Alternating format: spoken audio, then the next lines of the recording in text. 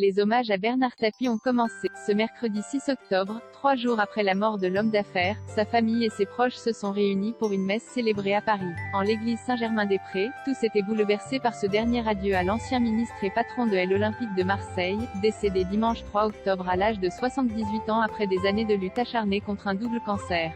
D'abord des célébrités du monde du sport comme Jean-Pierre Papin, Roland Courbis, Basile Boli et Bernard Hinault, ou de la culture comme Didier Barbelivien, Claude Lelouch, qui a fait jouer le boss dans un de ses films, ou Pierre Arditi. Le monde politique était aussi rassemblé derrière Jacques Séguéla, dont le fils prépare une série sur Bernard Tapie, Franz-Olivier Gisbert, François Bayrou, Jean-Louis Borloo, Rachida Dati, Nicolas Sarkozy, Bernard Kouchner ou encore Claude Guéant.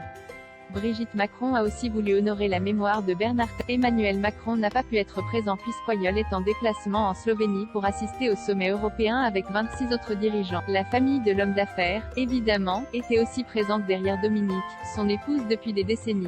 Il y avait notamment ses enfants, très émus, Stéphane, Sophie, Laurent et Nathalie.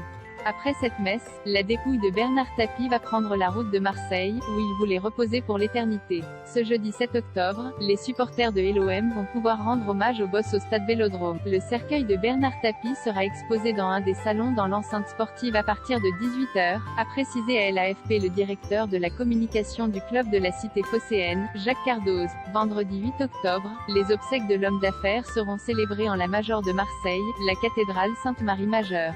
Bernard Tapie, qui va porter son cercueil. La messe sera célébrée par l'archevêque de Marseille, Monseigneur Jean-Marc Aveline. On ne va pas le canoniser, mais il y avait une humanité qui force le respect. Il y a une histoire d'amour entre cet homme et cette ville. Pour l'homme comme pour la ville, derrière le bagou, il y a aussi la pudeur, a affirmé l'homme d'église, à l'AFP. Je vais porter son cercueil, ainsi que me l'a dit son fils Laurent, avec Basile Boli, qui aurait décliné la proposition selon la Provence, Claude Lelouch, Jean-Louis Borloo, Bernard Hinault et sa collaboratrice Noël Bellone. Et ça va me bouleverser complètement. Ce n'est pas anodin, a annoncé son ami et ex-joueur de l'OM, Jean-Pierre Papin. Bernard Tapie sera ensuite inhumé au cimetière de Mazargues, dans les quartiers sud de sa ville de cœur, comme l'annonçait sa famille.